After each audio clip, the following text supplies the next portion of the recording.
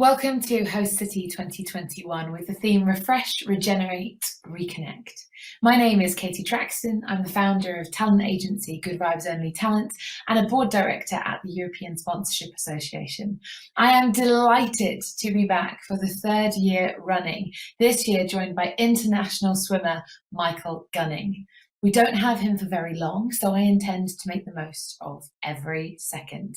For those of you who don't know him, Michael is an internationally recognised swimmer, best known for participating in the 200-metre butterfly event.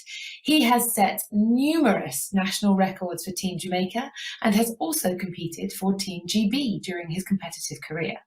He was awarded Sportsman of the Year in Jamaica in 2018 and has been a public figure in the media and entertainment world since he came out as gay on the award-winning series The Bi Life by NBC Universal. Michael also has a first-class honours degree in early childhood studies and is a regular pundit and international speaker for diversity, equality and inclusion. Welcome, Michael. Thank you for joining us. So, because we don't have very long, my first question is, we're still in the pandemic, but we're back with live sport, and I'm sure all of us who are sports fans are so grateful to have live sport, whether we watch it from home or in stadia or in an arena. Can you describe to us what is so important as an elite athlete about the feeling and the atmosphere that is created at sports events, and how even sometimes that can give you marginal gains in performance?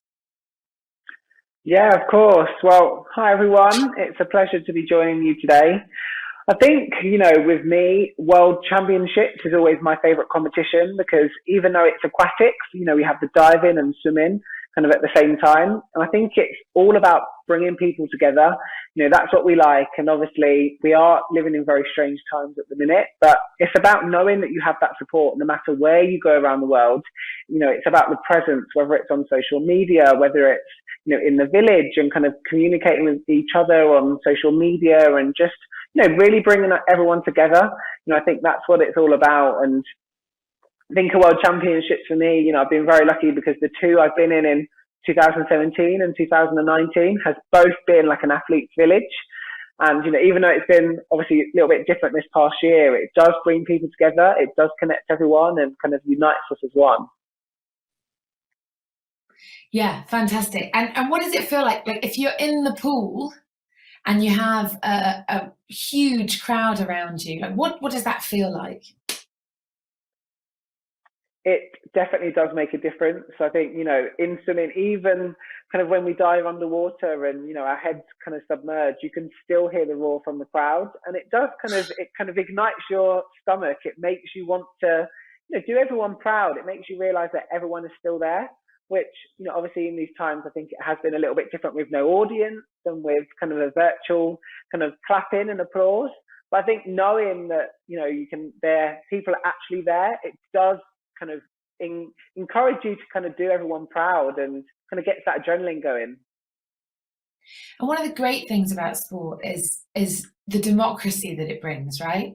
It's all about how fast you run or swim, how high you jump, how far you can throw.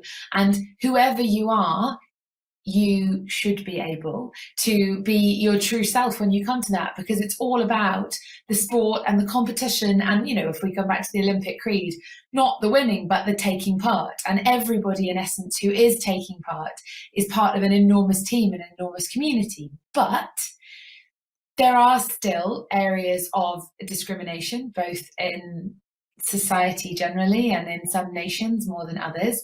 And while patriotism will always come to the fore because we're cheering our countrymen, there are also, messages, positive messages, I think, that can be delivered through sport. And I know that you do a lot, both for the Black community and for the LGBT community.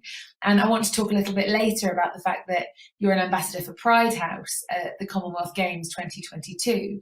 But first of all, being a Black swimmer is quite unusual, isn't it? Can you tell us about that and what you've been able to achieve in terms of helping racial understanding and equality as well as an elite athlete?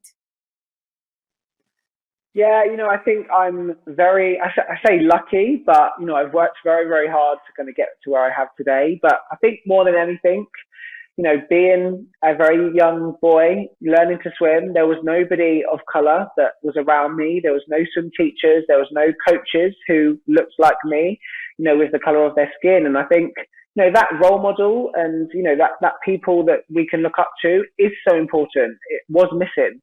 And, I think I did enjoy kind of breaking the stereotypes a bit, doing something that not many other people like me did. Everyone used to tell me, stay on the athletics track, do something that, a black person would do. But, I liked breaking that mold. I liked swimming. And, since then, I've really been trying to raise awareness that anybody can swim, no matter what race you are, doesn't matter what you look like, everyone can learn to swim, because swimming is a sport and it is amazing, but it's also a life skill. And, I think there was 80%, a study from Swim England showed that 80% of black adults don't swim. And, that's such a massive high number. So I think, I really wanted to get more black people swimming and, just increase that participation. Yeah, I mean, it's brilliant. But I think one of the other things is that a lot of people, when they think about groups that are underrepresented in certain situations, often think, oh, okay, this is a question of race, or this is a question of sexuality and identity. And actually, while that may be true, there can also be an intersectionality. And it's been one of your big things to also make sure that you're a visible role model for the LGBT community. And recently we've kind of seen, I know you were at the Attitude Awards, having been an Attitude cover star, when Tom Daley stood up and he spoke about the importance of acceptance of the LGBT community in sport. And it's something that you talk about a lot. So can you kind of tell our audience today why this is so important and where we're at now, your personal experience, and where you hope to see us go? Yeah, of course. I think I know you mentioned in my bio, but I used to represent Great Britain, but now I represent Jamaica. And Jamaica does have very strict laws out there about being gay and kind of the homophobia that that kind of brings. And, it's really heartbreaking. If I showed affection to the same gender out in Jamaica, I would be put in prison. I would be treated differently. And, how can you go to different competitions, especially with countries that obviously host these competitions, and feel comfortable, feel safe? And, I know Tom Daley's spoken a lot about that, but, I think athletes have to come together. And, someone like me, who I do represent, a country where it is illegal to be gay, I want to do what I can for countries all around the world. I really want to help inspire people and show people that it's okay. I think I've got a very loud voice. I've had a lot of support from Jamaica. And I think times are really changing, and, kind of the laws have stayed the same. So I think I really just wanted to put swimming on the map, firstly. Athletics is obviously a massive sport out in Jamaica, but I also wanted to put sexuality and, equality. Gay rights are human rights. And I think, I'm so passionate about trying to normalize, sport and everyday life around the world. So hopefully I can do that with my sport platform and just show people that, you can do anything that you put your mind to, and slowly those attitudes are changing. And tell us, so next year, the Commonwealth Games are coming home. Well, home for me. I know you're very proud to be British and to be Jamaican.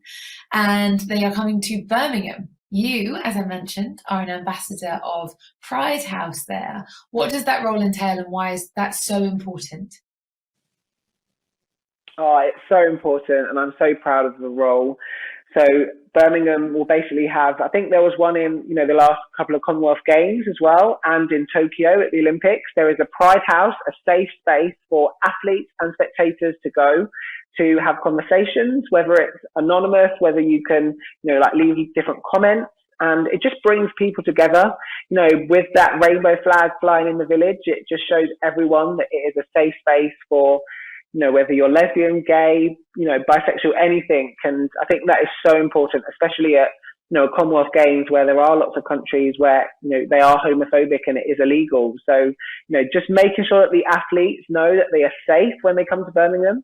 And I will definitely be fronting that and welcoming athletes and, just bringing everyone together, uniting everyone and celebrating, because ultimately, many, many years ago, UK has not always been legalized, like legal marriage wasn't a thing, and now it is. It should be celebrated, and slowly, country by country, we are getting there, and, we definitely need to celebrate that. So, yeah, I'm very proud to kind of be on that Pride House ambassador and just do what I can. And this is the thing, right? Progress and continued progress and effective, impactful conversation is so important. So I know that we need to say goodbye to you, but just quickly, you obviously didn't necessarily have the visible role models when you were a young boy that you are able to be now for young people.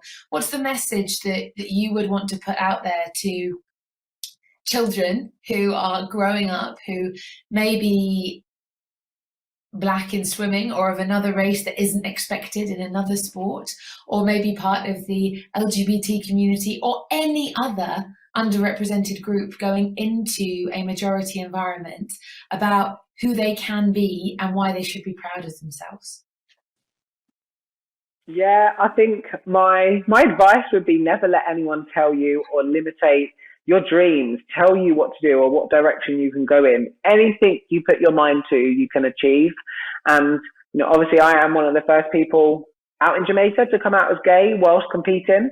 But if not me, who? If not now, when? I've heard that phrase so many times, and I've kind of taken it because, representation is so important. And hopefully, if you are kind of experiencing, if you are different, if you are breaking the mold, own it, because it is a wonderful journey and a wonderful adventure. And, hopefully you can inspire many more people to come.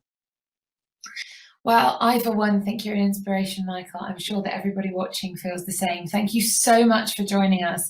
You are one in a million, and I look forward to continuing to share in your journey with you. You can follow Michael on Instagram at michaelgunning1. You can keep in touch with both of us at Good Vibes Only Talent. And please, please join me later today at 3:15 for the panel session on broader casting, Who Owns the Rights?